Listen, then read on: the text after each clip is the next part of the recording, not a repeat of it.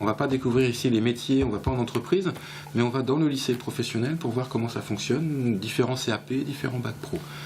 Ça permet d'avoir aussi une vision plus concrète de ce qui peut se passer après le collège. Cet élève de 4e vient faire le point, car l'année prochaine, il le sait, il devra choisir une voie, générale, technique ou encore professionnelle.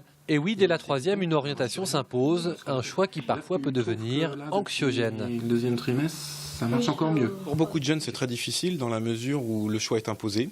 C'est l'institution qui leur demande de faire des choix, puisqu'on doit quitter le collège. Et donc, dans ce cas-là, il faut choisir une orientation qui puisse prendre en compte au maximum les capacités et les compétences de chaque élève. Et bien entendu, c'est surtout les résultats scolaires qui sont pris en compte par rapport à ces choix d'orientation. C'est forcément une source d'angoisse, effectivement, pour beaucoup, dans la mesure où le choix va avoir des conséquences. Cet après-midi, dans ce centre d'orientation, quelques élèves viennent se renseigner. Parmi eux, certains savent déjà ce qu'ils veulent faire plus tard. Pompier professionnel, faire architecte. Et d'autres, comme Maël, sont encore dans le doute. Même si cet élève n'est qu'en 4e, le choix qu'il devra faire l'année prochaine est pour lui plus que jamais d'actualité. Pas question pour Maël d'être mal orienté en fin de 3e.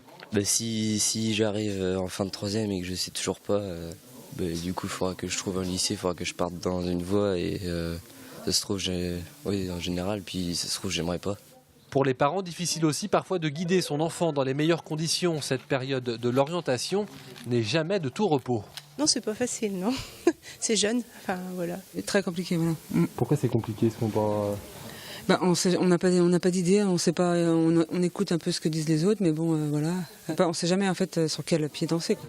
Rassurez-vous, cette période peut s'avérer plus constructive pour vous et votre ado qu'il n'y paraît, même si le choix de l'orientation peut devenir l'objet de conflits. C'est les différences qui permettent de nourrir un dialogue et d'avancer. Mais justement, c'est très bien qu'on ne soit pas d'accord.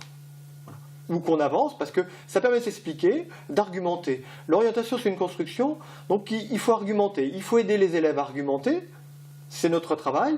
Il faut aider les familles à argumenter et de faire un choix qui soit raisonné, apaisé, construit. Pas de panique donc, et si vous quittez le collège, sachez qu'il vous reste encore quelques belles années avant de choisir un des nombreux métiers.